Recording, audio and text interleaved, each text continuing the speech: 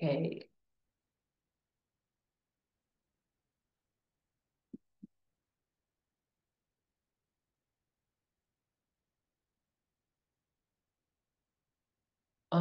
Ờ, Xin chào toàn thể các quý vị phụ huynh cùng các bạn học sinh đang có mặt trong buổi hội thảo online ngày hôm nay của IDP. Và đây là số thứ hai trong chuỗi các cái buổi hội thảo về định hướng khởi nghiệp, định hướng nghề nghiệp, ngành học cho các bạn học sinh của IDP. Và hôm nay thì cái chủ đề của chúng ta ngày hôm nay là liên quan tới ngành học mà rất là nhiều các bạn quan tâm tới, đó chính là ngành về khối ngành về kinh doanh, là business. Vậy thì hôm nay chúng ta sẽ cùng nhau khám phá một chủ đề mà rất là nhiều, gọi là chủ đề tương đối hot này. Đó.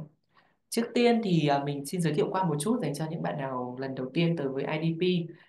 Thì IDP hiện nay đang có cung cấp 3 dịch vụ chính, và có lẽ dịch vụ ở giữa chắc bạn nào cũng đã từng nghe qua hoặc là đã từng biết tới, đúng không ạ? Đấy chính là dịch vụ về ờ, tổ chức thi IELTS.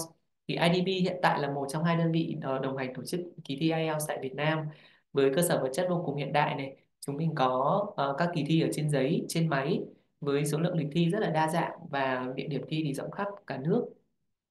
Bên cạnh đấy thì IDP cũng là một trong những đơn vị lâu năm, có kinh nghiệm hơn 28 năm trong lĩnh vực về du học tại Việt Nam và trên thế giới là hơn 55 năm. Hiện nay thì IDP đang có 170 văn phòng tại 30 quốc gia, với tỷ lệ đậu visa lên tới hơn 95%. IDP hiện đang là đối tác của hơn 120 trường, trên 160 trường đại học và các tổ chức giáo dục uy tín tại Anh Quốc. Và đặc biệt là khi các bạn đến với IDP với dịch vụ tư vấn du học ấy, thì IDP sẽ có phần đấy là miễn phí dịch vụ tư vấn và làm hồ sơ với các trường mà IDP đang làm đại diện. Và hiện nay thì IDP đang thực hiện cái dịch vụ tư vấn du học cho 6 quốc gia nói tiếng Anh, là bao gồm Úc, Canada, Anh, Mỹ, New Zealand và Ireland. Đến với IDP thì các bạn sẽ được hỗ trợ miễn phí gồm các dịch vụ như là chọn trường, chọn khóa học phù hợp.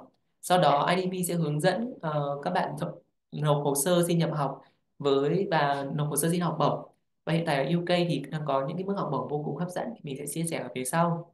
Sau đó thì IDP sẽ hướng dẫn các bạn thực hiện các thủ tục như khám sức khỏe, thực hành phỏng vấn, chuẩn bị hồ sơ visa. Hơn thế nữa, IDP cũng sẽ hỗ trợ các bạn trong việc tìm nhà, đặt ký túc xá hoặc là đặt vé máy bay. Và trước khi lên đường thì chúng mình sẽ hướng dẫn các bạn hành trang rất là kỹ và tặng các bạn sim UK. Rồi đến với nội dung chính của ngày hôm nay thì mình sẽ xin được giới thiệu các cái nội dung bao gồm: đầu tiên là thông tin chung về Anh Quốc, thứ hai đó là chúng ta sẽ tìm hiểu về ngành học kinh doanh, và thứ ba là về cơ hội nghề nghiệp sau khi học khối ngành về business này. Và đương nhiên bạn nào đi học thì cũng sẽ quan tâm đến phần học bổng nữa, đúng không? Thì đối với ngành business có rất nhiều học bổng hấp dẫn, có thể lên tới đến 100% học phí. Và tiếp theo đấy là chúng ta sẽ cùng giao lưu với các tiến sĩ, các giáo sư trong khối ngành business đến từ trường đại học Manchester Metropolitan University. Thì đây là một phần chia sẻ rất là hữu ích, các bạn hãy đón chờ phần cuối nhé. Đầu tiên, thông tin chung về Anh Quốc. Ờ, thì Anh Quốc, nếu như bạn nào đã từng tìm hiểu hoặc là đã có cái sự research khi mà mình muốn đi du học, đúng không? Thì Anh Quốc được tạo bởi 4 vương quốc bao gồm là Scotland, England, xứ Wales và Bắc Ireland, với thủ đô là với thủ đô là London. Ờ, Anh Quốc hiện tại đang có hơn 68 triệu dân, và thời tiết thì cũng được chia làm 4 mùa xuân hạ thu đông. Tuy nhiên cái nhiệt độ của nó chỉ dao động dưới 20 độ, nên đây là một cái quốc gia vô cùng là mát mẻ. Thời gian bay từ Việt Nam đến UK thì từ khoảng 14 đến 17 tiếng. Với đơn vị tiền tệ đó là bảng Anh hay còn gọi là GBP. Hiện tại thì đồng bảng Anh đang ở mức đó là 33.500 hoặc là 3.500. Đấy. Và khi ở UK thì các bạn có thể sử dụng cái hệ thống phương tiện giao thông vô cùng là đa dạng, bao gồm có tàu điện ngầm, tàu hỏa, xe buýt, taxi, máy bay hoặc là các dịch vụ như là Uber. Đó. Vì sao chúng ta lại nên lựa chọn ngành học business tại Anh Quốc? Thì sau đây sẽ là một số lý do. Đầu tiên, đối với khối ngành về kinh doanh, về business, thì tại Anh Quốc đang có rất nhiều các trường đại học đang dẫn đầu về cái khối ngành business này. Các chương trình thì được giảng dạy và các gọi là các trường các khoa kinh doanh ấy, mình gọi là business school, thì được kiểm định bởi các tổ chức uy tín trên thế giới trong khối ngành, ví dụ như là AMBA này, AACSB, CMI hoặc là ACCA. Đến với Anh Quốc thì chương trình học cũng rất là ngắn, tiết kiệm, giúp các bạn tiết kiệm thời gian và chi phí. Đối với bậc cử nhân đại học thì chỉ hết có 3 năm, và bậc thạc sĩ thì hết có 1 năm. Như vậy sẽ giúp chúng ta tiết kiệm về cái phần chi phí đó. Học bổng thì vô cùng đa dạng, từ khoảng 30% tới 100%. Khi đi học tại Anh Quốc thì các bạn sẽ được làm thêm 20 giờ một tuần, và các bạn sẽ được làm tới 40 giờ một tuần trong kỳ nghỉ. Thì đây là cái cơ hội để giúp các bạn có thể trang trải thêm phần chi phí sinh hoạt đối với bạn nào mà có tài chính hơi hạn hẹp một chút.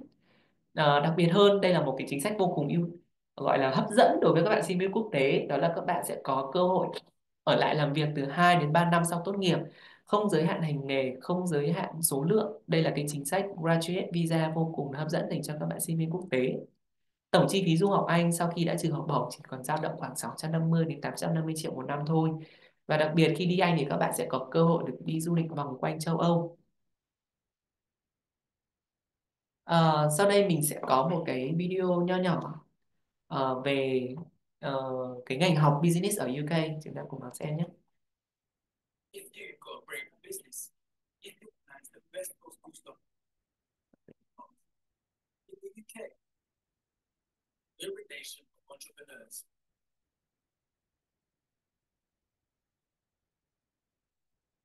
With the world's top financial city and with over 100 business schools,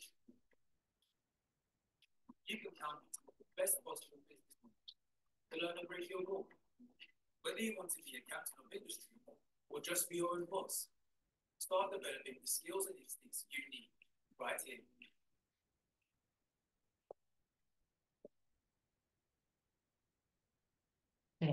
Một trong những đất nước vô cùng là hấp dẫn đối với chuyên ngành về business, đúng không ạ?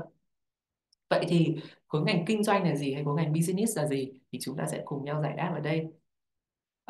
Khi mà mình làm tư vấn cho các bạn học sinh ấy, thì các bạn thường nhầm ra khái niệm đây là về ngành kinh tế và ngành kinh doanh. Đó, thì ngày hôm nay thì mình sẽ làm rõ hơn cái khái niệm về ngành business hoặc là ngành kinh doanh, và cụ thể hơn là một cái ngành mà các bạn thường học ở cái bậc cử nhân, đó là ngành về quản trị kinh doanh. Đó, thì khi học về kinh doanh hoặc là quản trị kinh doanh nói chung, thì thực ra là chúng ta đang học về những cái kiến thức về cách thức mà một tổ chức, một doanh nghiệp, một công ty được vận hành như thế nào, và họ thực hiện những cái hoạt động kinh doanh để tạo ra lợi nhuận ra làm sao. Thì mình hiểu nôm na là học kinh doanh đó chính là mình học cái cách mà chúng ta điều hành vận hành một công ty để họ có thể tạo ra lợi nhuận, để kiếm được ra tiền đó. Và khối ngành kinh doanh thì sẽ có một cái khối ngành tương đối là bao quát, đó là ngành quản trị kinh doanh. Nhưng trong cái khối ngành kinh doanh nó còn có rất nhiều những cái mảng kiến thức cũng như cái mảng chuyên ngành phụ nhỏ khác. Ví dụ như khối ngành về mảng tài chính, hành chính nhân sự, kinh tế, chiến lược, luật và marketing, thì đây là những cái mảng mà có thể đi sâu hơn trong cái khối ngành business này. Và đối với ở bậc học thạc sĩ tại UK thì các bạn có thể kết hợp với rất nhiều chuyên ngành khác, ví dụ như là khối ngành về giáo dục, y sinh, về IT, hay là về khối ngành quản trị du lịch khách sạn, hoặc là thậm chí là về quản trị năng lượng. Mình có thể lấy ví dụ ở đây là các bạn học về quản trị kinh doanh, nhưng sau này khi các bạn ra trường, các bạn đi làm ấy, thì các bạn hoàn toàn có thể làm trong những cái công ty thực hiện, họ hoạt động trong những cái lĩnh vực như là về giáo dục, về khoa học y sinh, về ờ, gọi là thể thao, hoặc là về quản trị khách sạn, du lịch. Thì tức là cái lĩnh vực về quản trị kinh doanh ấy, họ có thể có rất nhiều những cái áp dụng trong nhiều lĩnh vực và ngành nghề khác nhau. Và trong khối ngành business sẽ có rất nhiều những cái nhóm ngành nhỏ. Nếu như các bạn học tổng quan về khối ngành quản trị kinh doanh thì các bạn có thể sẽ được học hầu hết tất cả các cái module, những cái chuyên ngành này trong cái chương trình học, hoặc bản thân các bạn có thể học sâu vào cái chương trình của những cái nhóm ngành nhỏ này ngay từ cái bậc cử nhân hoặc là bậc thạc sĩ của mình. Thì nhắc đến khối ngành kinh doanh thì chúng ta có rất nhiều các khía cạnh. Đầu tiên phải nói tới đấy là accounting and finance, là khối ngành về kế toán tài chính. Thì nhóm ngành này sẽ đề cập tới những cái kỹ năng, kiến thức cho phép các bạn xác định được cái dòng tiền vào, dòng tiền ra của một doanh nghiệp, hoặc là có liên quan tới một cái dự án kinh doanh. Và từ đấy thì sẽ đề xuất cũng như là tìm hiểu, sử dụng những cái kỹ thuật phân tích để có thể đưa ra cái quyết định về thực hiện dự án như thế nào hoặc là cải tiến ra làm sao. Cái nhóm ngành thứ hai đó là cái nhóm kiến thức nhóm ngành về quản trị con người và quản trị tổ chức. Thì đây sẽ là cái nhóm ngành kiến thức mà sẽ cho chúng ta biết được những cái kiến thức về cái sự phát triển trong khía cạnh về con người, về cái việc chúng ta quản lý và tổ chức công việc như thế nào. Khối ngành này sẽ cho chúng ta một cái nhìn sâu sắc hơn về khả năng quản lý và tổ chức công việc của cả một cái tập thể trong công ty và doanh nghiệp đó. Khối ngành thứ ba cũng rất là hot và có thể rất nhiều bạn trẻ, các bạn học cử nhân ấy, thường nhắm tới, đấy chính là khối ngành marketing.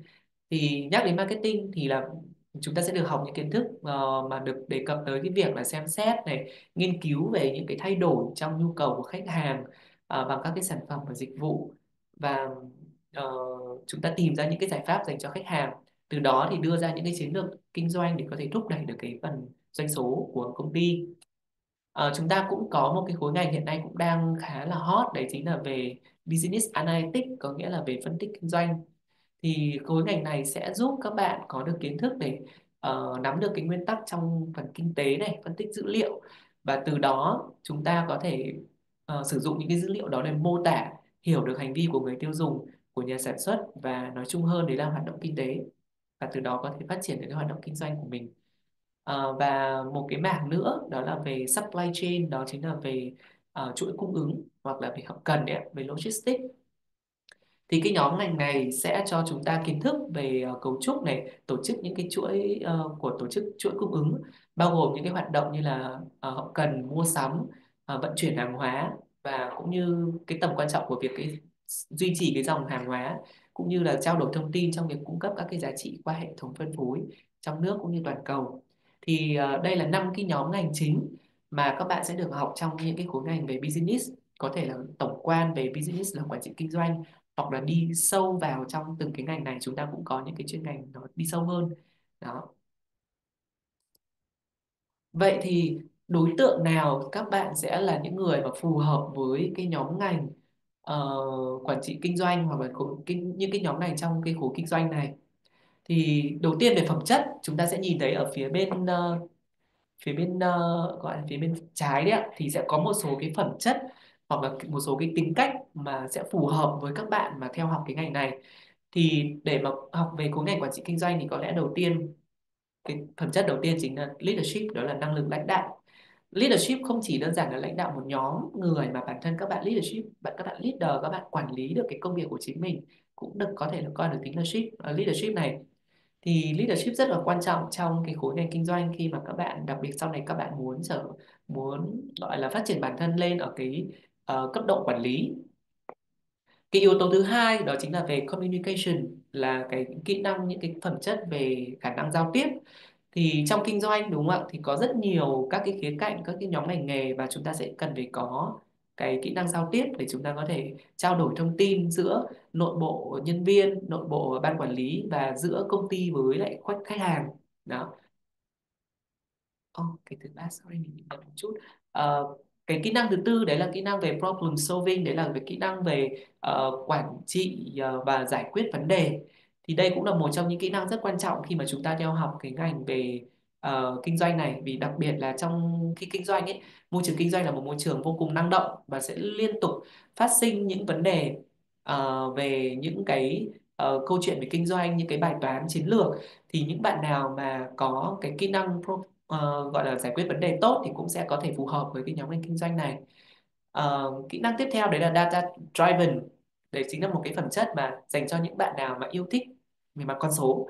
Chúng ta không phải quá là giỏi những cái toán cao siêu, nhưng mà chúng ta có thể nhanh nhạy những con số, ví dụ như là các bạn học về tài chính, thì đặc biệt là các bạn học về tài chính kinh tế thì sẽ cần phải có cái năng lực về toán học rất là tốt. Tuy nhiên những bạn học về business analytics hoặc là về marketing thì chúng ta cũng cần phải có cái sự nhạy bén, hoặc là các bạn học về gọi là phân tích chiến lược hoặc là về chiến lược kinh doanh đấy, thì các bạn cũng sẽ cần có những cái sự nhạy bén trong về mặt con số, thì chúng ta có thể phát triển kinh doanh. Bởi vì làm kinh doanh là phải ra tiền mà đã liên quan đến tiền là sẽ liên quan đến con số. Thì những bạn nào mà làm việc tốt với lại dữ liệu, các con số, thì cũng có thể phù hợp với cái nhóm ngành, cái khối ngành kinh doanh này. Và một cái phẩm chất nữa có lẽ mình hơi tay nhầm một chút, đấy chính là về creativity, có nghĩa là về tính sáng tạo. Khi mà chúng ta làm việc trong cái môi trường kinh doanh là một môi trường năng động thì cái tính sáng tạo cũng sẽ giúp các bạn rất nhiều. Ví dụ như các bạn làm về chiến lược, hoặc các bạn làm trong khối ngành về marketing, truyền thông thì sẽ yêu cầu cần phải có tính sáng tạo rất là cao. Đó. Ờ, về phía bên này, phía bên phải ạ, thì sẽ là dành cho những xác định về một mục tiêu làm việc. Có nghĩa là các bạn sẽ lựa chọn khối ngành học kinh doanh, và làm sao để các bạn biết là mình phù hợp thì các bạn có thể dựa trên yếu tố đấy là về cái mục tiêu sau này khi các bạn muốn đi làm. Thì đối với các bạn học về ngành kinh doanh thì chúng ta sẽ có ba cái hướng làm việc chính. Cái hướng đầu tiên rất đơn giản thôi, đấy là chúng ta làm việc trong các công ty. Bởi vì hầu như các công ty thì sẽ đều là các cái mô hình doanh nghiệp, và họ sẽ đều có các cái hoạt động để tạo ra doanh thu. Đó, vậy thì với kiến thức của các bạn trong ngành quản trị kinh doanh thì các bạn có thể hoàn toàn làm việc trong rất nhiều các vị trí, các bộ phận, các cái phòng ban khác nhau của một công ty. Bên cạnh đấy, với kiến thức quản trị kinh doanh, các bạn cũng có thể start up, các bạn có thể tự tạo dựng nên một cái doanh nghiệp, một cái đơn vị kinh doanh của riêng các bạn.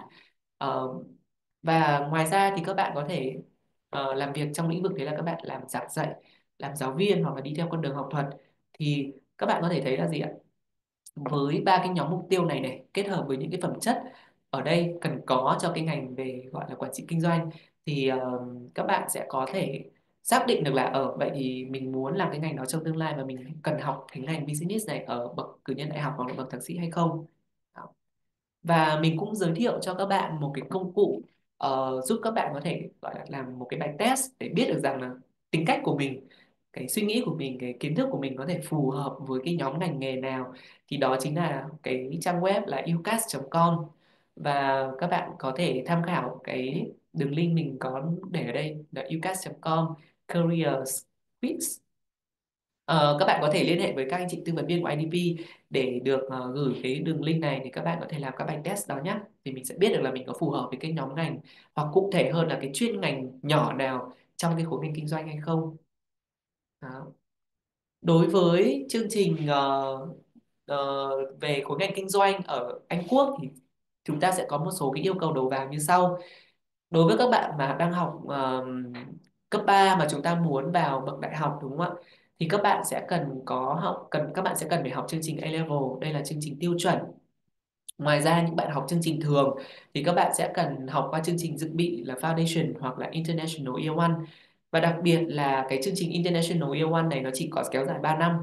Giống hệt như các bạn vào thẳng các trường đại học thì rất là phù hợp, bởi vì cái khối ngành về quản trị kinh doanh hoặc là khối ngành về business nói chung ấy, thì có rất nhiều trường có đào tạo cái chương trình International Year One này, sẽ giúp cho các bạn tiết kiệm được cái thời gian. Và IELTS của các bạn sẽ chỉ cần dao động từ 5.5 đến 6.5. Đối với bậc thạc sĩ thì các bạn sẽ cần có bằng tốt nghiệp đại học loại khá trở lên, điểm trung bình sẽ từ khoảng tầm 2.6 trên 4 hoặc là từ 6.5 trên 10. Và các bạn cũng cần có IELTS trung bình là khoảng 6.5 trở lên. Và đặc biệt ấy, một cái rất là lợi thế của khối ngành kinh doanh này, vì đây là một khối ngành khá phổ biến và nó tích hợp được với nhiều chuyên ngành. Chính vì thế các bạn ở bậc thạc sĩ sẽ có thể không cần phải có kiến thức chuyên môn về khối ngành kinh doanh ở bậc đại học. Các bạn hoàn toàn có thể đi học thạc sĩ về khối ngành kinh doanh, ví dụ như quản trị kinh doanh nói chung này, quản trị hoặc là về marketing. Khi các bạn có những cái background khác, ví dụ như học về education hoặc là về IT, các bạn đều có thể theo học bậc thạc sĩ khối ngành business được. Và một cái phần rất quan trọng, đúng không? Chúng ta đi học xong thì chúng ta sẽ quan tâm về cơ hội việc làm, về cái career opportunity của chúng ta. Đó. Thì sau khi chúng ta học xong khối ngành về quản trị kinh doanh hoặc là kinh doanh nói chung thì các bạn có thể ra làm những vị trí công việc nào ạ? Ví dụ đầu tiên đơn giản nhất, chúng ta sẽ làm ở các vị trí quản lý doanh nghiệp hoặc là làm trong các công ty. Đó. Chúng ta có thể trở thành những chuyên gia để tư vấn cho các doanh nghiệp, chuyên gia về chính lĩnh vực gọi là chiến lược kinh doanh, đúng không ạ? Chúng ta có thể làm ở các bộ phận như là công việc như là phát triển kinh doanh, là business development, hoặc là quan hệ đối tác, đúng không ạ? Customer relationship đấy. Chúng ta có thể làm về giáo viên, giảng viên, có nghĩa là chúng ta dạy các cái môn về kinh doanh ở trong các trường cấp 3 hoặc trường đại học. Hoặc các bạn có thể đi theo hướng là làm về marketing, quản trị nhân sự, quản trị dự án hoặc là phân tích kinh doanh. và còn nhiều hơn thế nữa, khi mà cái môi trường kinh doanh và các doanh nghiệp trên thế giới càng ngày họ càng có nhiều cái xu hướng việc làm khác nữa, thì chúng ta hoàn toàn có thể là phát triển bản thân trong cái khối ngành vô cùng là đa dạng và năng động này. Ví dụ như khi các bạn học tại UK với cái bằng quản trị kinh doanh thì các bạn có thể làm việc trong rất là nhiều các cái đơn vị công ty nổi tiếng của UK trong rất nhiều các nhóm ngành nghề. Ví dụ như nhóm ngành về tài chính, ngân hàng, chúng ta có ngân hàng Barclays, Lloyds Bank, hoặc là các đơn vị kiểm toán như là KPMG, PwC, Ernst Young, hoặc là Deloitte, hoặc là HSBC, đúng không? Chúng ta có thể rất là quen thuộc với cái ngân hàng HSBC này. Bên cạnh đấy có một số công ty về những cái loại hình doanh nghiệp khác, ví dụ như về tiêu dùng chẳng hạn. Chúng ta có Tesco, Sainsbury là siêu thị này, hoặc là Simple là hãng mỹ phẩm, The Body Shop, hoặc thậm chí là các bạn nào mà đã nghe thấy AstraZeneca chưa ạ?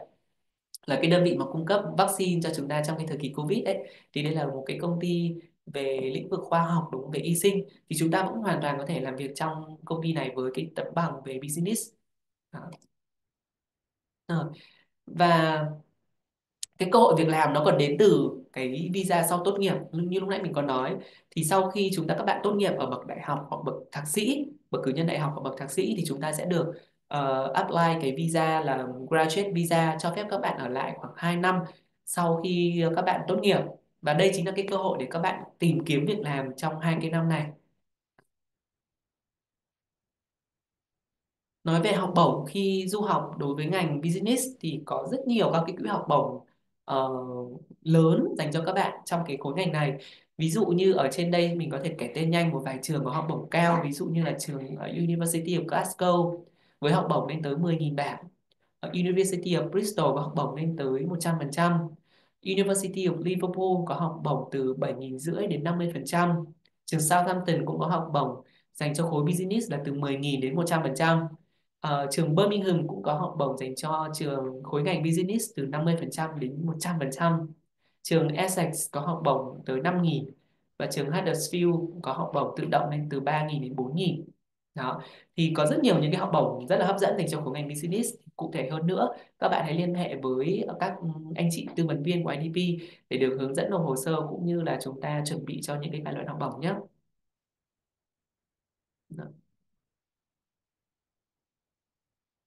Ok, như vậy là trên đây mình đã chia sẻ các cái thông tin về khối ngành business nói chung, thì hy vọng là các bạn đã hiểu hơn là mình học business là mình học những ngành gì, những kiến thức gì.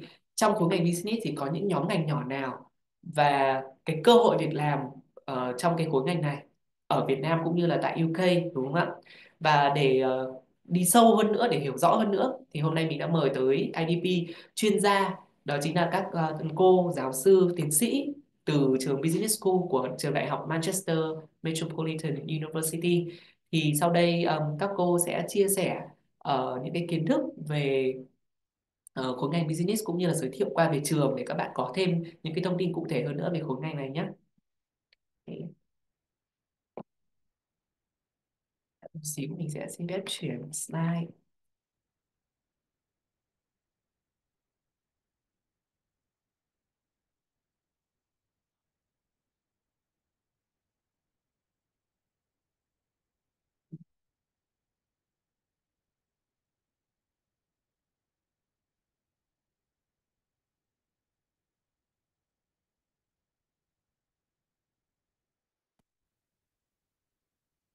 Okay.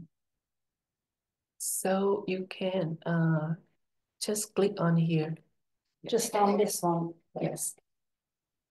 Over to me. Yes. Okay. Sorry. I'm making around there. Okay, hello everyone. We're very excited to deliver this talk to you. What we're going to do is to talk to you a little bit about Manchester as a destination city for you to study in. We're going to talk a bit about the Manchester Metropolitan University Business School, and then we're going to talk to you about some specific programmes as well that may be of interest. How we're going to end our presentation is to talk a bit about some of the support services that we have in place at the university that you'll be able to take advantage of whilst you're studying with us. To start, I just want to kind of highlight the image that is on the screen in front of you. And this is our city centre. Manchester's a fantastic city, and I'll talk about that over the course of the next couple of slides. But what we want to do is just to highlight that right in the middle of the image that you have there is the city centre campus. There's a building right in the middle that has a sloping roof, and that is where we are based. That is our business school. So wherever you are studying within our university, you have great access to the various kind of parts of the city that you may want to tap into. So whether you want to go shopping, whether you want to go to some of our sporting sites, all of our students' accommodation is also located around the city centre. So it's a great city. Lots going on. It has much the same to offer as every other city in the UK. But what we love about Manchester is that it's quite compact, and no matter what you want to do, where you need to go, everything in the city centre is pretty much in walking distance from the campus.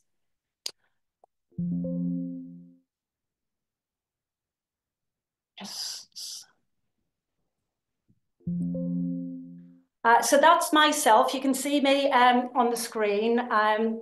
I'm Dr. Claire Bed. I'm the Department International Lead, as I explained earlier, and I'm going to be supported today by my colleague, Joanne Bambrick. And we love doing this work where we get to speak to potential international students. And the reason I've got that image on the screen in front of you is to highlight the work that we do. It does take us across the world to talk to students who may be interested in joining us at the Manchester Metropolitan University. So I hope you enjoy this presentation, and there will be an opportunity to ask any questions at the end, should you have any. Now, I know there was an image that was on the screen earlier in the presentation, but I just wanted myself to highlight a bit about the location of our university in relation to the United Kingdom. As you see on the screen, we're pretty much in the centre of the United Kingdom. And what that means is that during your time studying with us, yes, you'll get to explore Manchester, you will get to experience Manchester, but we always strongly suggest and encourage that our students also take advantage of exploring some of the other corners of the United Kingdom. We have excellent transportation links, excellent public transport networks. So whether you wanted to explore Scotland, whether you wanted to go down to our capital city, London, everything is pretty much within a 2 to 3 hour travelling time. London is a fantastic city, and we appreciate that lots of people during the time of the UK would like to spend time there. It's just over 2 hours from Manchester, and it is realistic that you can even do that in a day trip. And we have some students who will get up in the morning, they will travel to London, they will see Buckingham Palace, they will go to see some of the sites and still return to Manchester at the end of the day. Our airports have got excellent links to all corners of the globe as well. So while you're here, as I say, enjoy Manchester, experience what the city has to offer. But if you're only going to be with us for a limited amount of time, we just encourage you to see what else the United Kingdom's got to offer, whether that be alternative cities, whether that's going to the coastline to see the sea, or whether it's some of the more traditional countryside that you may have seen in some of the films that you've watched. Lots to offer. And then let's bring it back to Manchester as a student city. We have a huge student population within the Greater Manchester region. As well as ourselves, we have the University of Manchester, we have the University of Salford, Bolton University. And what that means is that pretty much between September to May, our city centre is bustling with students that are local. They may be from other areas of the UK, but there are a huge amount of international students that join us as well. Even through the summer, we have postgraduate courses running, so there's always some students available. But it's a destination city for students because of what we have to offer, as well as the excellent quality of our universities. And as you can see on the screen there, we have won awards and we are recognised for being one of the top cities for students to visit and to live in during their time at our university. Because of the large number of international students and the the rich mix of different cultures of people who are living their lives in Manchester.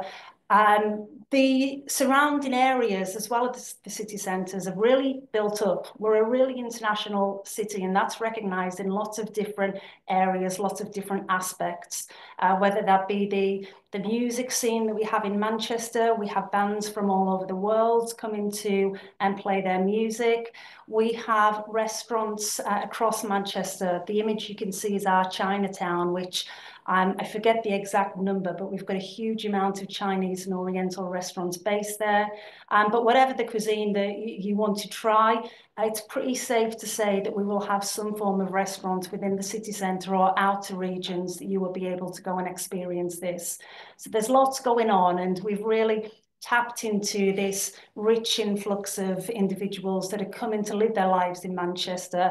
And as a result, there's lots of different cultural activities and services that have built up to accommodate the people coming in, but also to allow everyone in Manchester to experience. I've got a short video for you now, and these are just some of our students who are going to talk to you about Manchester as a community and what it means to them. Manchester is community. I'm Tanya. I'm from Dubai. My name is Sanjana. I'm from India. My name is Nixon. I'm from Singapore. My name is Ling. I'm from China. What I love most about Manchester is its diversity. You can find students here from all over the world, which really makes me feel like home. As an international student, it's quite easy to feel homesick, and whenever I do, Russia was just the place that I come to. The Curry Mile is immensely diverse. Chinatown in Manchester is the second largest in Greater. What I like about Chinatown is it reminds me of home. It's always nice to hear from other students about how they feel and what they've taken from their experience in Manchester. So bringing you kind of to our university now, we are a big university. We've got around about 43,000 students with us. That is across undergraduate, postgraduate and executive education. It is a lot of students, but we have a number of faculties. So Faculty of Business and Law will just contain students who are studying courses within that area. So it's not overwhelming for you. You're not going to be around that many students each and every day. We have our different faculties and our different schools. But we have a huge amount of international students. I know when people come to study in a different country, part of the appeal and motivation to do that is to learn more about the culture of that country and to meet people and make friends from that particular country. But it is good to know, and it does add value to your experience to know that there's not just yourself. There's a huge amount of international students that come in from all corners of the world on an annual basis. We will support all of our international students. We have an international team who will be available to support you from induction in terms of transition and to help you with other social activities as well. Students from over 120 countries, as it says on the screen, which for us is fantastic because each and every one of those students who come in has something to offer, has something to bring, and is a potential friend for someone else on the course or within the university. Our alumni base is also very extensive, as you can see. We've got around about 350,000 from about 170 countries across the world. We have an alumni office at the university who do an excellent job in keeping up to date with our graduates once they leave the university. We work with our alumni in a number of different ways, some of which you would experience, such as them coming in to the university to deliver guest lectures and to give talks on employment and potential career routes. And we also go outbound to keep in touch with our alumni. Myself and some of my colleagues around the table were in Kuala Lumpur earlier this year for an alumni event. It was attended from recent alumni, but they were alumni there going right back to the 1980s, so quite a long time ago. But it was fantastic to see them mixing together and to talk about their really positive and enjoyable experiences at Manchester Metropolitan. I also just wanted to highlight that there is a lot of investment going into our university at the moment. The main area that you guys could really see what potentially might excite you is the redevelopment of our library. Our physical library has been established for quite a while now, and we are building it brand new. And this is going to contain all of our physical and digital resources, but it's going to be really exciting in terms of the different learning spaces that are going to be built in there, different ways that students as well as staff will be able to use it to the benefit of students and the different programs that we have running. And we have a lot of research taking place at the university, and this is world-leading research, and we bring a lot of funding into the university to support this research. And all of the research that we undertake does inform the curriculum that we develop for the programs. And a lot of our colleagues who are delivering on the programs are the academics who are involved in leading on the various aspects of research that we are very well renowned for. So it feeds into the quality of the teaching. And the final thing on this slide is our sports societies and clubs. When you come to Manchester Met, in addition to the teaching and learning that you'll experience on the course, we're also very aware that your your social life outside of the university is something that is important to you and something that you want to build up to keep fit, to make friends, whatever the motivation may be. So we have over 150 clubs and societies at the university. Whatever your interests may be, whether it is something to do with a sport or a hobby that you already have, it's quite safe to say that we will have a society set up for that. If you enjoy sport and you currently play in a team, we will likely have a sporting club that's already established once you get to Manchester. And you might be interested in just doing that for health and exercise reasons, but most of our sports club also compete competitively against other universities. So that's something that you could carry on doing, or you could start doing if that interests you. And I'm going to hand over to my colleague, Joanne, who's going to talk to you a bit more now about the Faculty of Business and Law. Hi, thanks, Claire. Really nice to see you all virtually. So I'm just going to give you a bit of background to the Faculty of Business and Law, talk about the departments, and then we'll actually look at some courses today that we have to offer. So if I'm right in thinking earlier, you talked all about us being a triple accredited business school, which puts us in the top 1% of business schools. So that's a testament to all kind of the teaching and learning that you have, the research that we undertake, and actually makes us a really good place to come and study with regards to a course within the Faculty of Business and Law. It says there that we have our own placement team. Placements are really vital on a lot of these courses.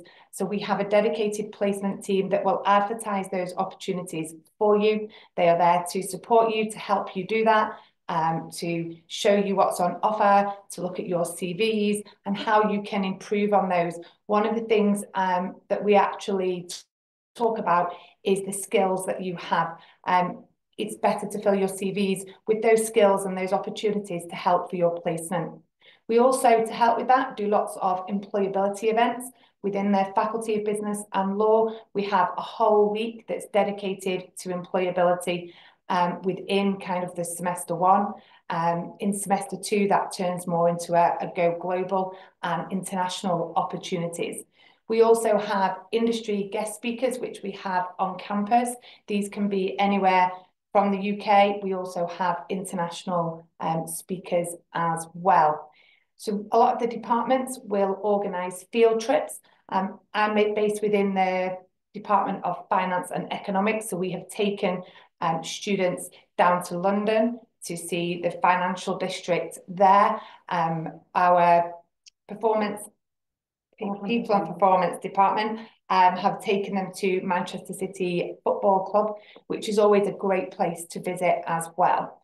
So one of the things that we do to try and keep it current and relevant is we use live client briefs, which gives an opportunity for you as students, instead of having briefs that have been written for you, we actually take them from industry. So employers supply us with information and give you projects that you can undertake. This is great, going back to the placements, as a way to showcase your skills, your employability skills, and how you can use them going forward. We also, as a business school, have excellent communications with professional bodies. So whether that is in the finance kind of area, with links with ACCA, ICAEW and CIMA as being those qualifications. We also have the CIM, AACSB. All these links are there to kind of give you that professional body linkage back to your degree programme. Next slide. Yeah. Okay. So our Faculty of Business and Law is made up of 6 departments. So myself, I'm the international lead for finance and economics. We have a department which focuses on marketing, international business and tourism. A department covering operations, technology, events and hospitality management. People and performance, as we just alluded to. And Claire is the international lead for strategy, enterprise and sustainability. We then have, under the Faculty of Business and Law, is the Manchester Law School. They're very renowned. They have a lot of links back to industry using the moot court as well. So an opportunity to showcase those law skills. We're now going to talk about the programmes. So Claire, over to you first. There are a range of programmes within each department that Joanne has just ran through, but we thought it might be interesting and useful for you for us to talk through the programmes that are based within our particular areas. So as I said in my introduction at the beginning, within my department, we are the base for the management programmes, of which always prove to be extremely popular. Our business management programme recruits over 400 students every year. It covers all kind of key areas of business that you would expect from through sustainability, strategy, marketing, through to enterprise. It is pretty much coursework based. There may be a small amount of examinations involved in all of the programmes on my slide, actually. We design our assessments to suit the topic that you will be studying and the nature of the topic. So our assessments tend to range from reports, essays, presentations, portfolios that allow us to assess you appropriately depending on what topic you've been studying. If you were interested in the legal side of business, then we also offer a BA Honours Business Management in Law. The majority of the degree covers similar business management modules, but for each level of your degree, there will be a strand where you will look at different levels of business law. We have a business administration and management top-up programme. So for any students who are educated to level 5, whether that be a UK-based qualification or international equivalent, for those individuals who want to top up their qualification to get a BA Honours, we have a year-long level 6 business and management top-up programme. And this is very popular with international students. It's a smaller programme compared to the other 2 undergraduate programmes. However, more than half of the students on this programme are international students, so there's definitely a demand there. We also have a suite of postgraduate programmes. We have MSc Management. MSc Management and Consultancy has a particular focus on the world of consultancy. So it will get you to understand the role of a consultant. but there is an experiential element. And as Joanne was saying before about the live client briefs, we have live organisations, business leaders who will set a brief that will contain an issue, a challenge or a problem within their organisation. It's not a case study, it is happening live now, and you will work on understanding that issue. You will undertake research, you will consult with the employees or the management of the organisation, and you will develop live recommendations that you will then feed back and the organisation may put into practice. MSc Management and Sustainability, again, is very similar, but this one has a specific strand around sustainability, and this is an area of growing interest, and so we're seeing numbers getting larger and increased, positive feedback on that programme. And then if working for yourself is something that you're interested in, we also have a MSc Entrepreneurship.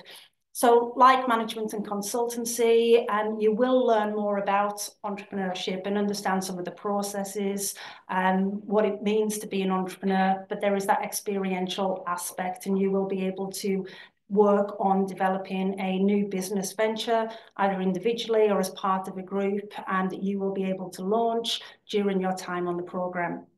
So a very quick overview of the management programs that we offer. You'll talk about the finance ones. Okay, so same kind of setup on our finance programs then. So we have the BSc Honours in Accounting and Finance.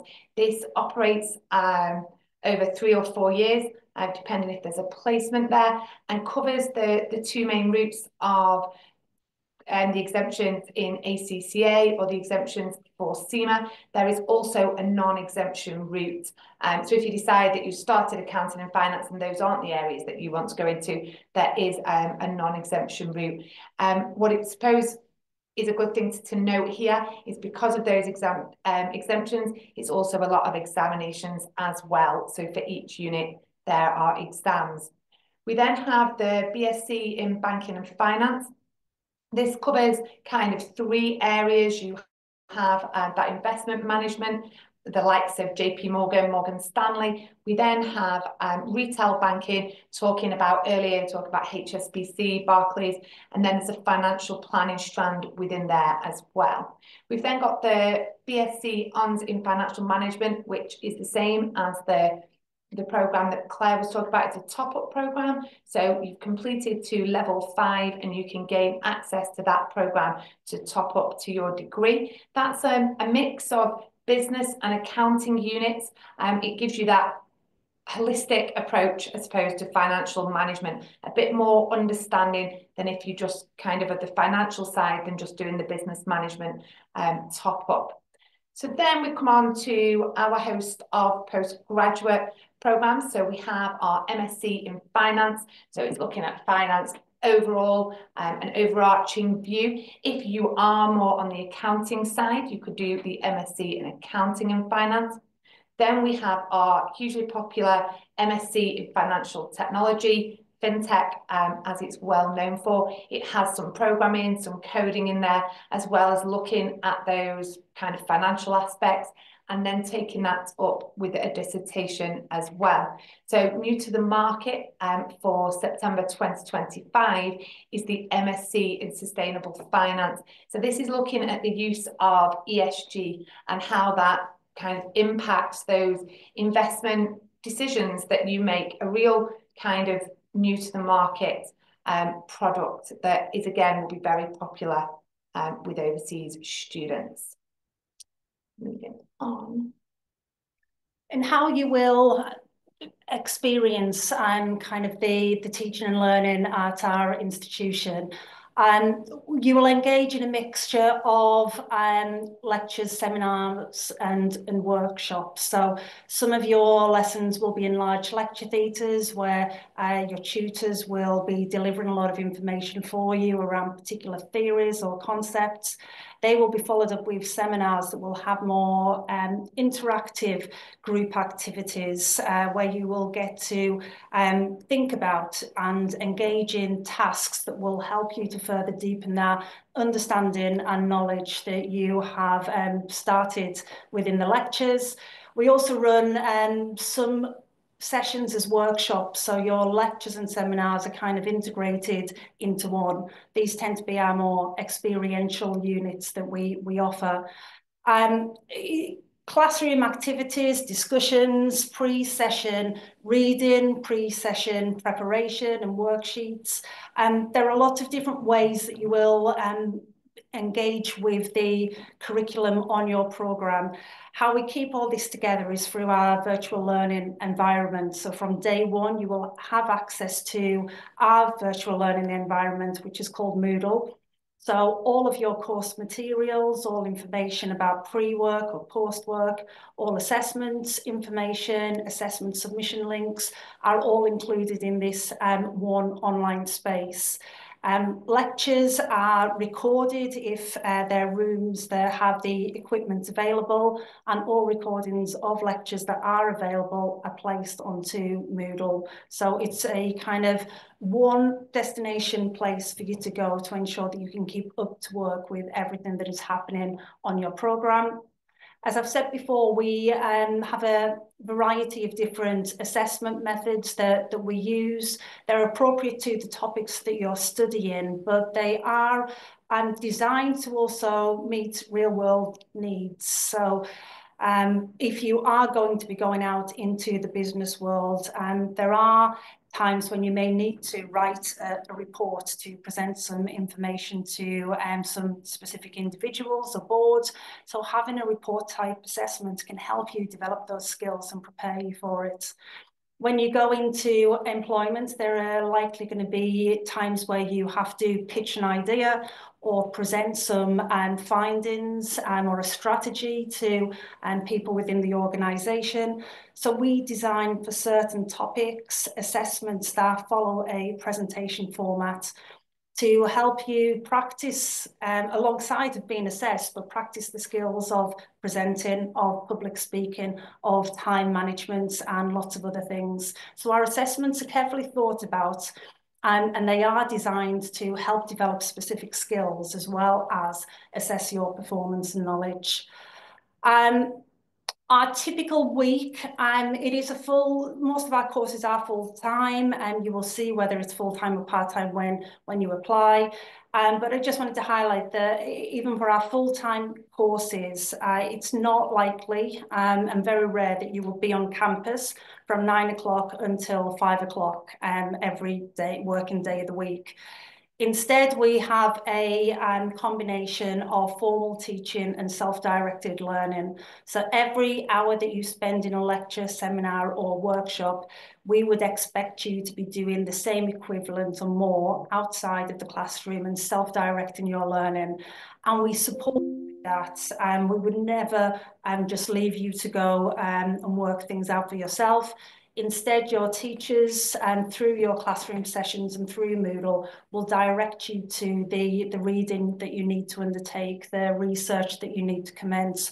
It may be group work that will involve you and some of your classmates as well. There will always be guidance in what you need to do, but based on that, you don't tend to need to be on campus for the full 5 days a week. So time management is a good skill to have if you're coming to us to study. I believe that you've been through the entry requirements early on, so it's not something for us to spend too much time on, so I'll move swiftly on. And in terms of documents required for application, I'm not sure if you covered this, but just a very quick recap. We would need evidence of your prior education, so whether that be academic transcripts, certification, whatever that may be. we're interested in you, your work experience, and a personal statement about your interests and why you want to come on this particular course, and often the kind of way you feel it's going to be leading to. An academic reference and evidence of your English language proficiency. Some courses, not ours, may require a portfolio, but proof of identity is something else that will be required. For further information on that or any more detail, you just need to go to the international page of our website, and there's a section on application.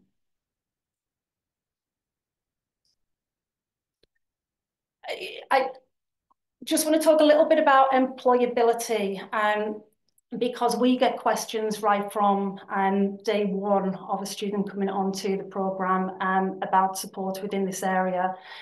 Each and every student that comes to us, whether that's undergraduate or postgraduate, will be assigned a personal tutor. So this is an individual that will support you throughout the entirety of your degree programme and your time at the university. It's not necessarily one of your teachers, but it will be someone who knows the programme and understands the disciplines that you're studying. And they will support you in terms of academic needs. If there are any personal aspects that are impacting upon your study, they will support you.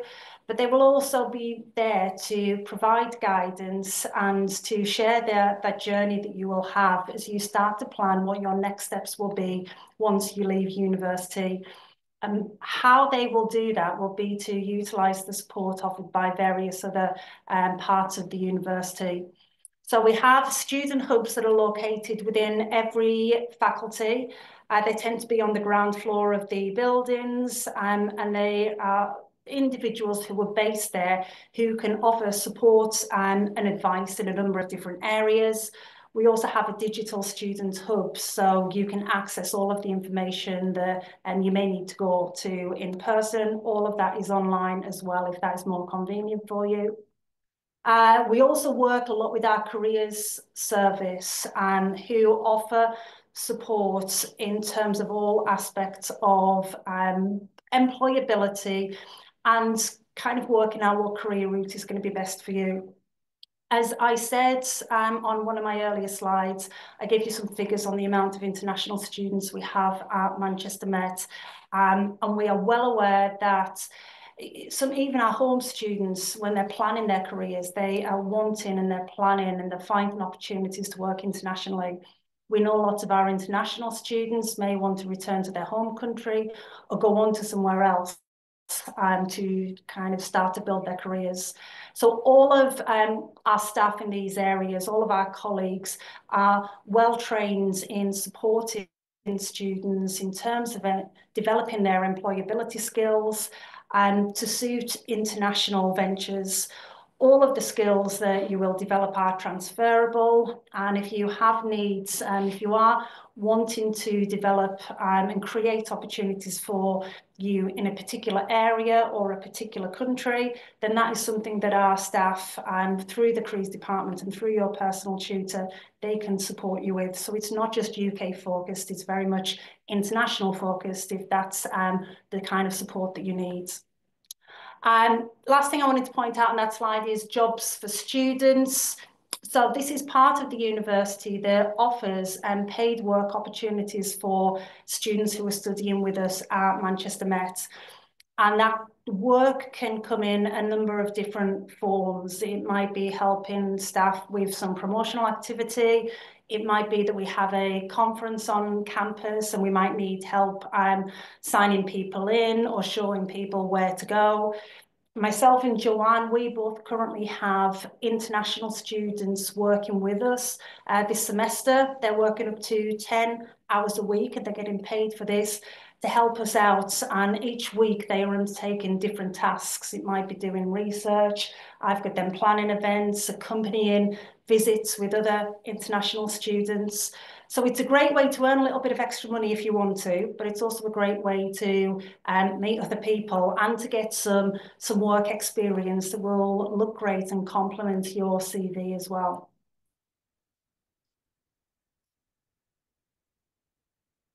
As with all universities, we offer a range of extracurricular activities. Our RISE project at Manchester Met is where we kind of house all of our extracurricular activity that takes place. And RISE is fantastic. It allows students to experience things that they maybe wouldn't normally do within their degree programme. It allows students to meet other students, like-minded individuals, beyond the day-to-day classes that they attend. For every extracurricular course you attend, you will gain credits for that, which will be recognised at the end of your programme. And the type of activities so far range, and it would take me this whole session to talk through it all. But what I will say is it can range from an online course that will last an hour to a 2 or 3 day start a business boot camp. It's very wide ranging in terms of the topics and in terms of the time. What I really like about this, and the feedback I get from students, is they love doing RISE points because it takes them out of their everyday routine, their everyday classroom, and they get to meet people from different parts of the business school or different parts of the university. It also lets them experience some learning that they may not get in their traditional programme. So I know of business students who have done extracurricular activity through RISE, and it's based in our science and technology faculty or based in our arts and design faculty. So it allows you to do much more and to meet more people beyond your everyday. So a fantastic initiative that if you do come to study with us, we hope you take advantage of. So obviously one of the things that we wanted to talk about was your accommodation if you were to come and study at Manchester Met. So one of the things we have is that any first year undergraduate students are guaranteed accommodation.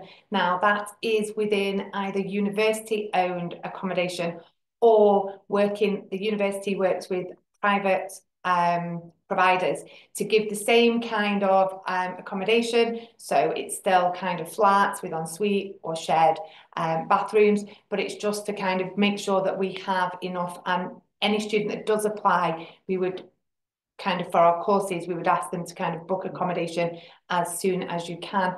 The accommodation is both based very close to our campus, so there's lots of links. It's walkable to shops, that you can get into Manchester very easily, and some of it is right next to the campus buildings as well. You'll see there that our accommodation prices do range quite significantly, from £140 to £246 per week. That's depending on whether you want a shared bathroom, an ensuite, the size of the room, and the luxury of the accommodation. It's obviously quite a significant step. We don't have accommodation that is actually to share in a room. So each of those does include a private bedroom. There is a lot of kind of help and support on in our accommodation. We have student ambassadors within the accommodation. There is 24 hours a day security on campus. It's all very safe and secure. Obviously, there are some ensuite rooms within shared flats, as well as those that have shared bathroom facilities, but there are also shared kitchens as well. And then those flats can range in size, from kind of 4 to 8 students, depending on where you are.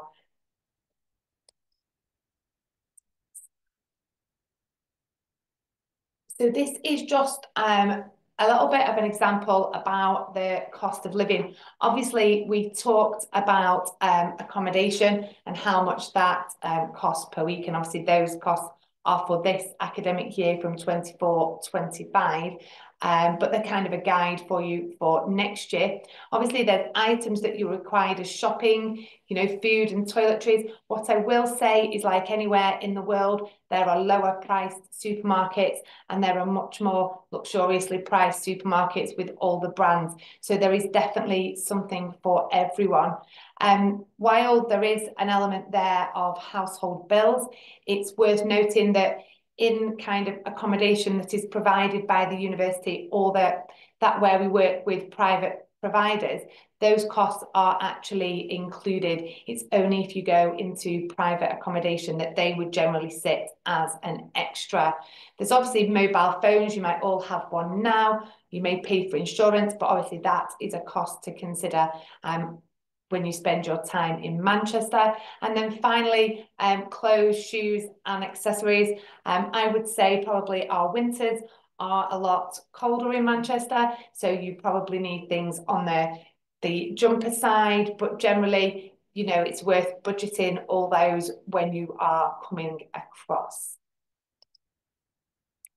I spoke about the student union earlier on, so just kind of to reiterate the number of societies and the range of societies.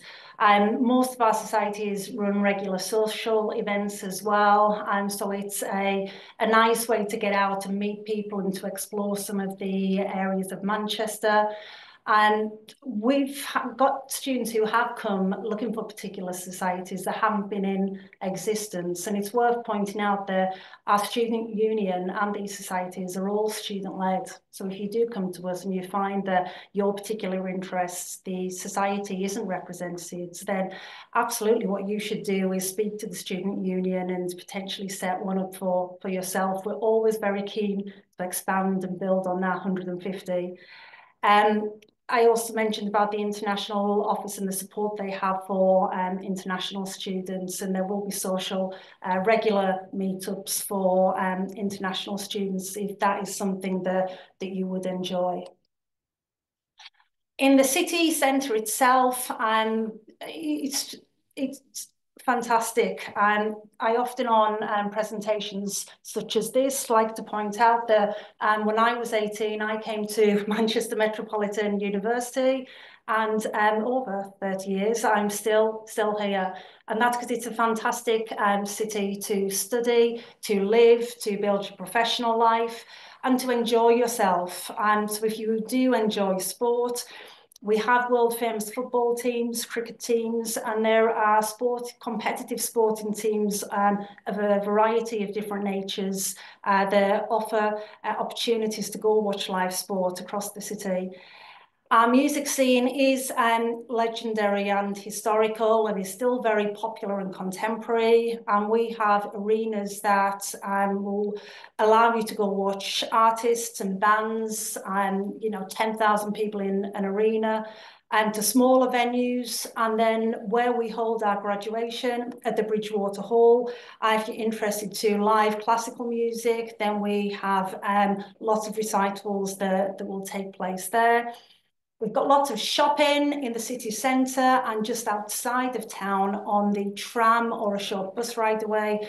And we have the Trafford Centre that is a very famous shopping centre within the UK. Lots of food, lots of places to go dancing, lots of places to go get nice coffee. So you'll never run out of reasons to call this city your home when you get there, and I'm living proof of that. And then my final slide. So these are some of the students that I've supported recently. And I just wanted to point out the students in the top right-hand picture, they have joined us this year. So that was took in September of this year. And look, they're happy, they're smiling. But most importantly, on the graduation picture, to the right of me, you've got Tina. To the left of my colleague, David, you've got Hassan. And look at them, their smiles are even brighter. And this is them at the end of the journey. And we're hoping for some of you on this session, this could be you over the next couple of years. So thank you very much for listening. And if it's possible, we would be happy to take any questions. Myself and Joanne's contact details are there on the slide. So if you have any specific questions that you want to ask afterwards, please feel free to drop both or either of us an email. Okay, thank you so much for a lot of information about the university, and the slide is so lively. And I just like live again with the article I forgot that Manchester got charm. The yellow forgot tram. that's a piece of memory, but it's very cute. Okay, I will talk to the students.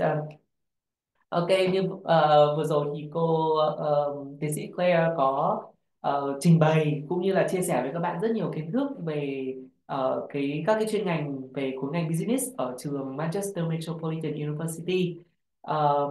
Và các bạn có thể thấy thông qua đại diện của trường thì cũng có thể hình dung ra được là các cái khối chuyên ngành mình sẽ được học ở trường đại học là sẽ như nào. Và bên cạnh đó các bạn có thể thấy cô cũng đã chia sẻ rất nhiều thông tin về về social life ở thành phố này, cũng như là mình nói một chút về chương trình học đúng không ạ? Thì ở phía trước mình có thể thấy là cái chương trình học thì các bạn sẽ được học bằng những hình thức gì này. Sorry.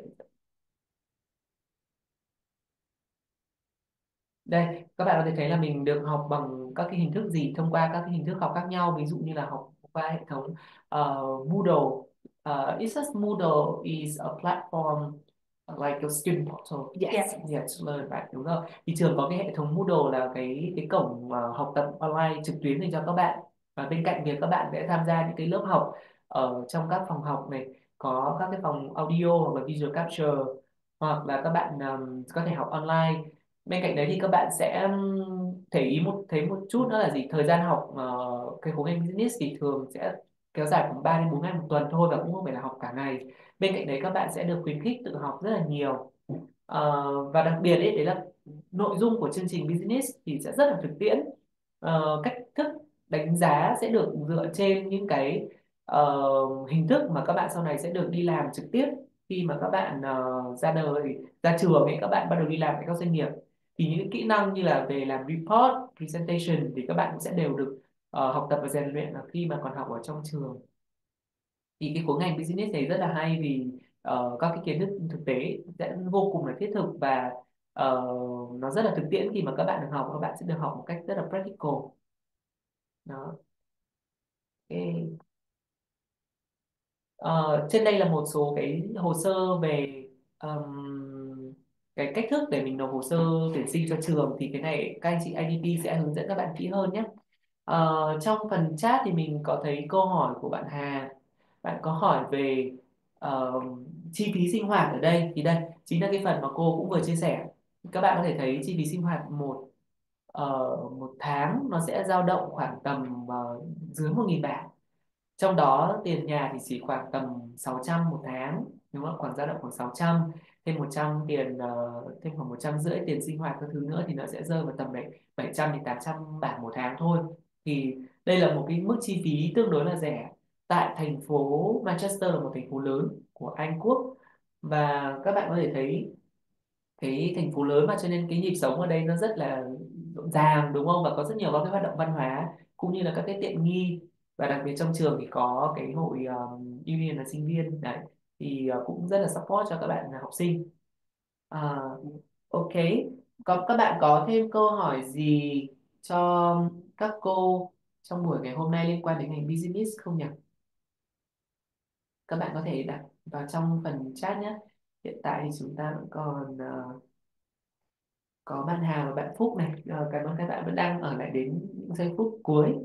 Thì chủ đề hôm nay của chúng ta là về ngành business và những cái chuyên ngành liên quan, thì các bạn hoàn toàn có thể hỏi các cô về kiến thức chuyên ngành, về trường cũng như là về thành phố Manchester, thì các thầy cô có thể chia sẻ tốt hơn. Can I ask about the undergraduate placement? Like do we have the placement option for the undergraduate level?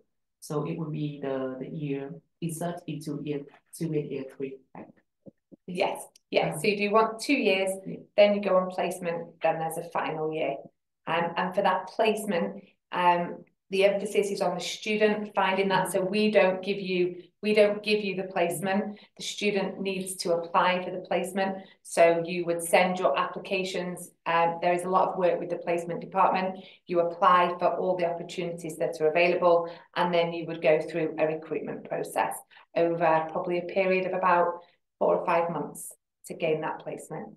But we have a placement team who will be involved in supporting the program leader with with helping you to develop the skills that you may need to apply for competitive placement opportunities, and they do run events throughout the year to bring in various employers that you can go and speak to about the types of placements that they offer.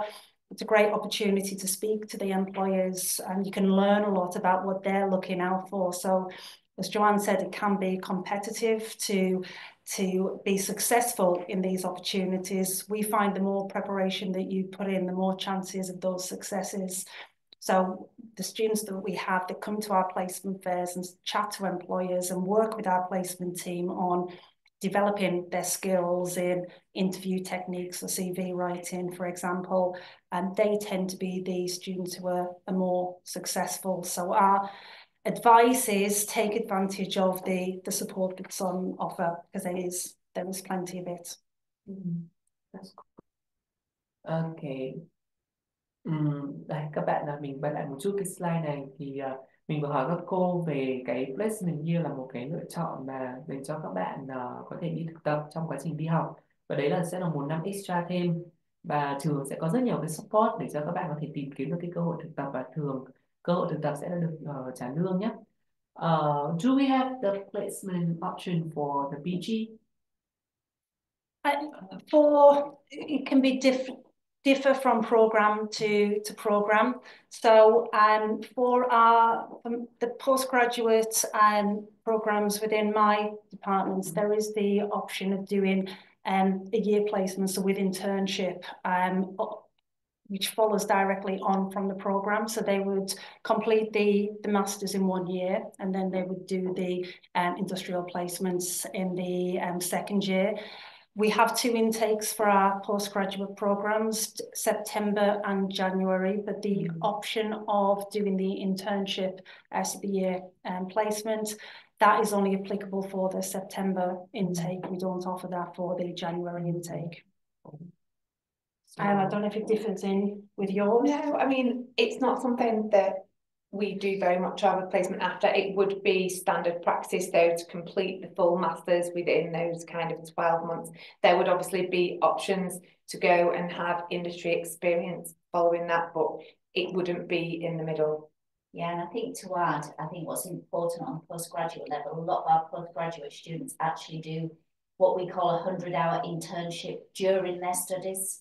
So they will have that internship on their CV. They still have to apply like the undergraduate students do for a placement, but they're actually doing those hours as they study within that 1 year of study. That's a good chance. All right. So can I ask about the scholarship for the student, both undergraduate and the PG for the business school? Do we have any information or any update for the new academic year? The new academic year is still being discussed. Yeah. What I would say is our scholarship system is quite varied and quite diverse. So I would direct all of the students listening to go onto our scholarship page, because sometimes there are special scholarships for certain programs.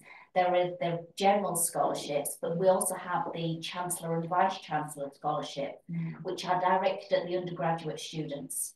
So if you're an undergraduate student and you've been performing really well, I would really encourage you to have a look at the Chancellor and Vice Chancellor scholarships, because actually we don't get many good applications. So if you're a good student, there's a really good chance that you might secure some of those really high level and prestigious scholarships. That's good. How much for that scholarship, do you remember? They are different, once again, depending on what level of study you are and also what you're studying. So the reason I'm quite careful not to say it's this amount is because different programs do attract different amounts. So I wouldn't want to say all of the students that apply for that will get a certain amount of money, because if there is one student applying for a particular program that isn't allowed to get that scholarship, it may upset them, which is why I always direct them to the scholarship page, because it's very clear about which scholarships apply to which programs. Okay, so I can check it later. So that's all right. So we don't have any questions here. Just about the living and the living cost, we have the answer here. Okay. May I ask a bit about the different? Do we have the MBA programs? We do, and Professor Sarah Fidman here is perfectly aligned to answer any questions on the MBA. Because like some students, they often get confused about the difference between the management course and the MBA. Okay. So what is the main differentiation about these two courses? Yeah, that's right. So the MBA is so all our courses are aligned to what we call curriculum standards.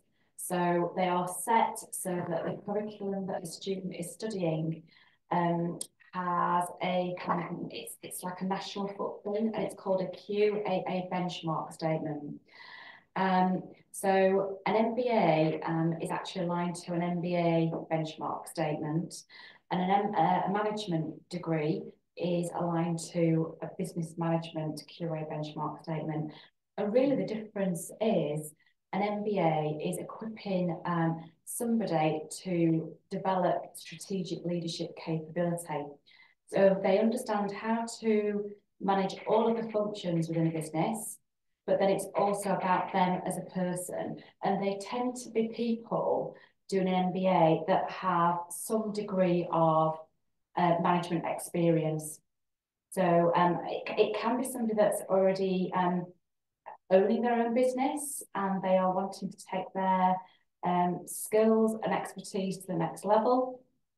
Or it could be somebody that is trying to equip themselves for the next career opportunity. So, but moving into a strategic space.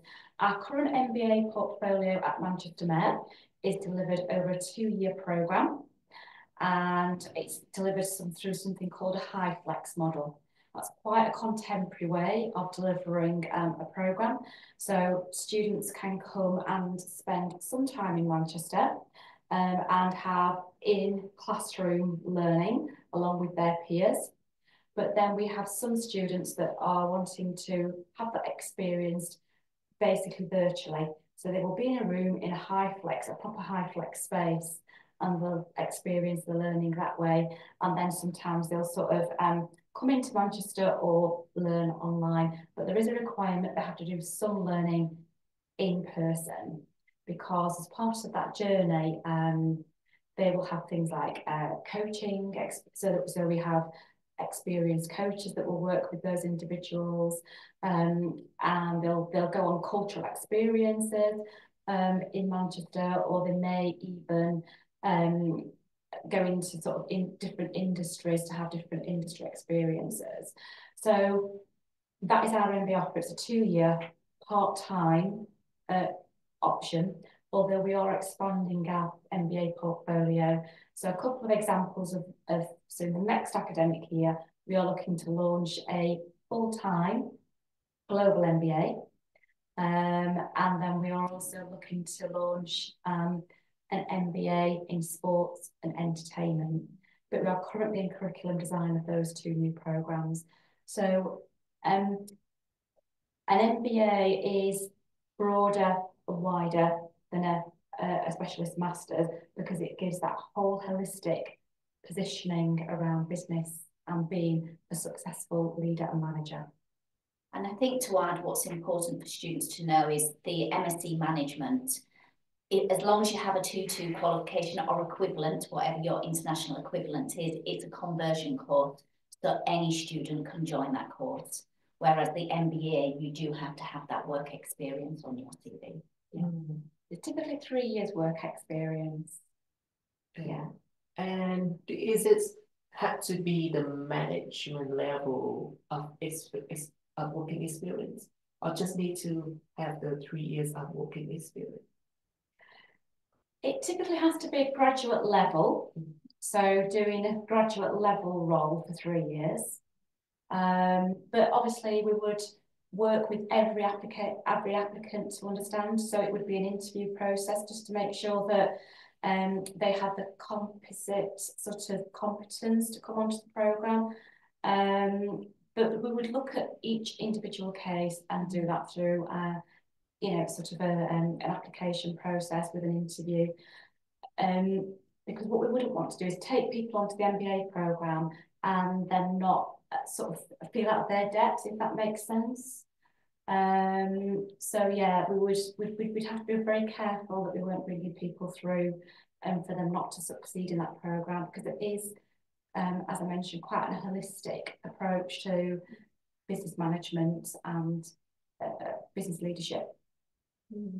Okay, so I wonder about the application process, right, and the admission process. So when the student submit the application to the university, for example, for the management and or the MBA, so does it application will go to the admission team, or they will also engage to you all to have the look at the application of the students? For example, like you say that for the MBA application, you have to look at individual cases, right? Yeah. So in the admission process, will you involve in that, or there will be another team?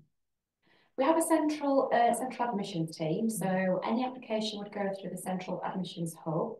And then if the student is saying, oh, I'm interested in this particular course or that particular course, potentially for the business manager, and Joanne may be able to answer for her programme, that probably is done through the central admissions team with very set criteria, and the application is scanned against the criteria. An offer may be made if the match is there. The MBA automatically invites every student to an interview. So it's a much more individualised and tailored approach, but it will go through a central team as well. And it will be the interviewer? Well, it would be our MBA director, who's a fantastic person. She is called Anastasia, and she would meet with the students online and really just get to know the student really, really well, and to sort of really understand their career aspirations and their sort of longer-term career plans, and really work with them to make sure that that programme is actually right for that individual. Make more sense. All right. So and it's September is the intake for our MBA. Yeah. So MBA will have two options: online or part-time for 2 years. Is it like the high flex model that we've already have running is a 2-year part-time and 1 year full-time? And 1 year, but that is in the train at the moment with a launch date hopefully of the next. Yes, so to be clear, a student couldn't apply currently for a full-time MBA. We only have the part-time one running at the moment, but we are having one approved where international students would be welcomed on a full-time basis. Okay. So currently I only have 2 years option. Yes. And now 1 year maybe coming up. Yes, hopefully within the next year we'll have that approved. Yeah, that's really cool. Actually, I don't have much inquiry about the real MBA candidates, but just some fresh graduate students, they often get, oh, I want to study MBA. So I have to explain what is the difference between the MBA and the management in the UK. Because in the US, the master course, they are MBA. It's equal to the master in management. So yeah, I think it's just worth mentioning as well why it is so sort of the expectations are quite high for an MBA in the UK, is because, well, our particular MBA is AMBER accredited, and the association of MBAs effectively is a really sort of, it sets the bar really high, and we've had that accreditation as a business school for 30 years, but when an employer, like all the employers that you put on the screen there, see that someone's done an MBA from an AMBER accredited business school versus a non-accredited, they know that the bar's really high for those people. Yeah, I understand, because they going to be the boss, right? Yeah, absolutely. And probably managing lots of big widgets. Thank you. Bạn Phúc ơi, mình thấy anh thấy em vẫn còn đang ở trong Zoom ấy, thì không biết em có câu hỏi gì thêm cho các cô về cái khối chuyên ngành liên quan tới ngành kinh doanh, khối quản trị kinh doanh, hoặc những cái ngành liên quan như là tài chính hay là những cái ngành khác không? thì các cô có thể trả lời hoặc anh có thể trả lời cho em trong buổi ngày hôm nay. Mình vẫn đang nghe không nhỉ? Phúc ơi. Nếu mà có thì em có thể chat vào trong Zoom chat nhé. Để anh biết là em có question hay không nhé.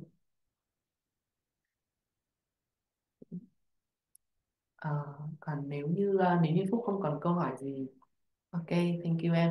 Thì nếu không có thêm thắc mắc gì thì hoặc là kiểu có nghĩ ra sau thì Phúc có thể liên hệ cùng với các anh chị tư vấn viên của IDP để mình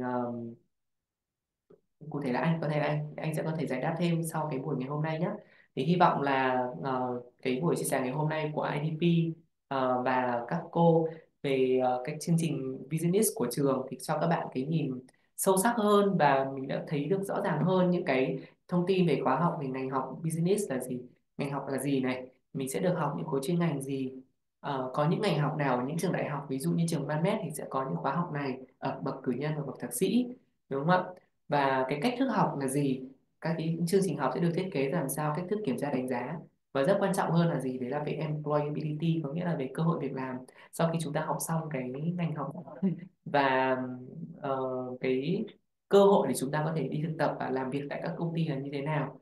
Thì hy vọng là các kiến thức này sẽ giúp các bạn rõ hơn trong việc là xác định cái ngành học và định hướng cái tương lai cho mình. Đó. Thì xin cảm ơn tất cả các bạn đã dành thời gian tham gia buổi workshop với chủ đề là career trong ngành business, về của ngành kinh doanh, và hẹn gặp lại các bạn ở trong một trong cái buổi workshop tiếp theo trong cái chuỗi định hướng nghề nghiệp của IDP. Ok, nếu chúng ta không có câu hỏi gì thì chúng ta sẽ cùng dừng tại đây và hẹn gặp lại các bạn trong số tiếp theo nha. Ok, xin chào tất cả các bạn. Okay, can you say bye to everyone? Bye. Bye. Thank you. Thank you. Hopefully see you soon.